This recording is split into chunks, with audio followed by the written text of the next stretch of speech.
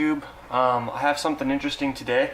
I kind of gave you guys a hint about it yesterday that today would be a weird one. It's not something I usually do, but I picked up something pretty interesting at the local coin shop, and I wanted to show you what it was and why I think it's strange. So, as you can see, this is a 10.85 troy ounce 999 fine silver bar, and it's a poured bar. It's pretty old, as you can tell, and I don't know exactly how old it is, but this company had been making these bars about 20 to 30 years ago, and I kind of wanted to give you some history on it and why I think it's so weird, and why this isn't something I generally do, and why it's something I generally don't have. It's kind of a storytelling video, and it has to do with this company, Mackay and Sons Inc. You can see here that there are these 3 raindrops on the silver bar, and I will let you know that people sometimes refer to these as blood drops now. So if that's not a little teaser, I don't know what is. Pretty interesting stuff.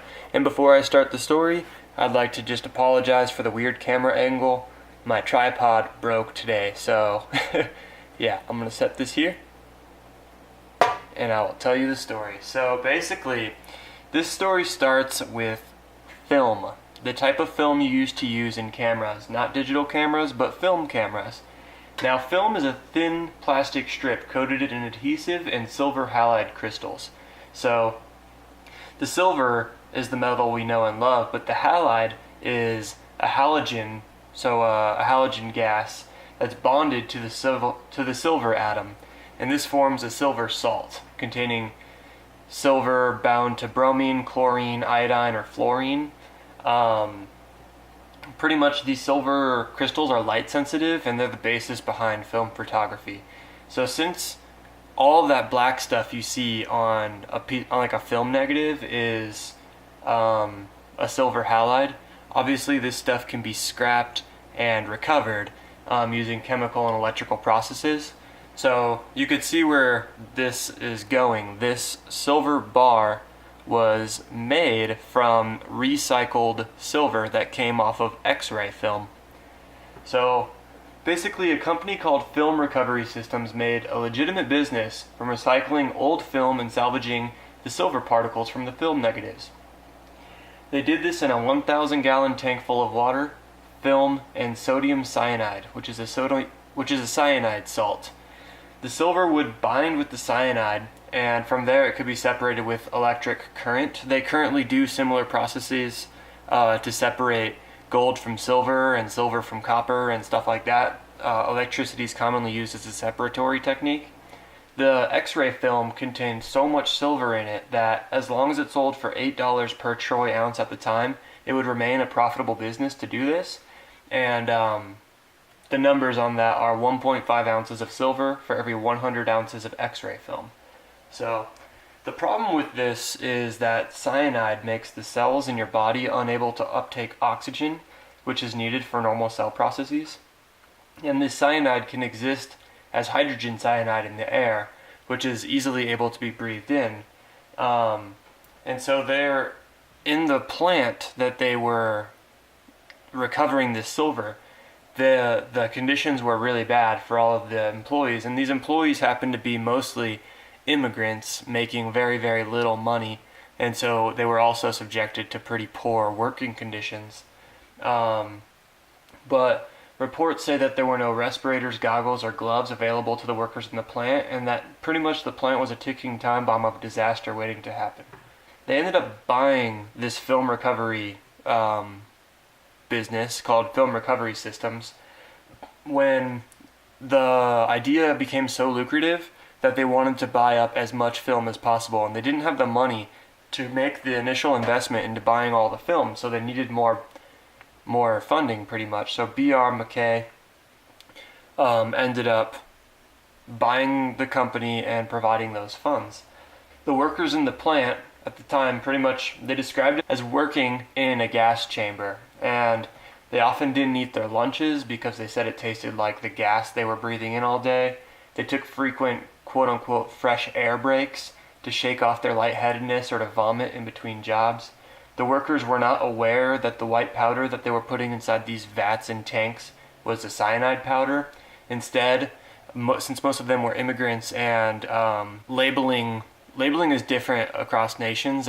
Now it's kind of standardized, but a skull and crossbones in some of these areas where the immigrants were coming from actually meant high voltage and not poison.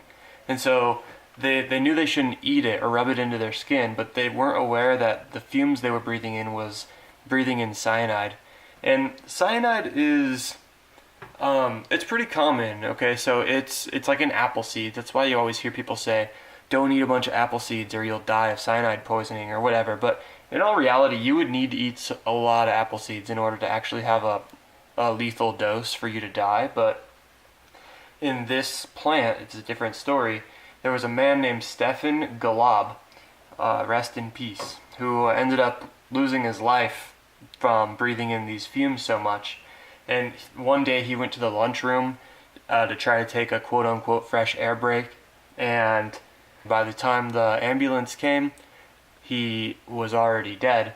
And so this bar was made in a factory that let their employees suffer such bad conditions that one of them even died, and many of them report losing their hair, losing their fingernails, crazy stuff just to try to get silver. And so the reason I'm even telling you guys all this is because, one, I think it's an interesting piece of history, but it's also interesting to see the lengths that people will go to acquire silver or to recover silver or to profit at all off of silver. And it ended up costing a man his life in the end.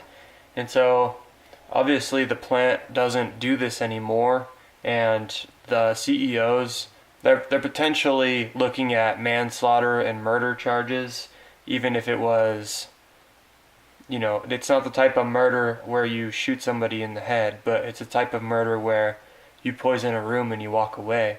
And so this is a real thing, and I think that this is a really interesting bar.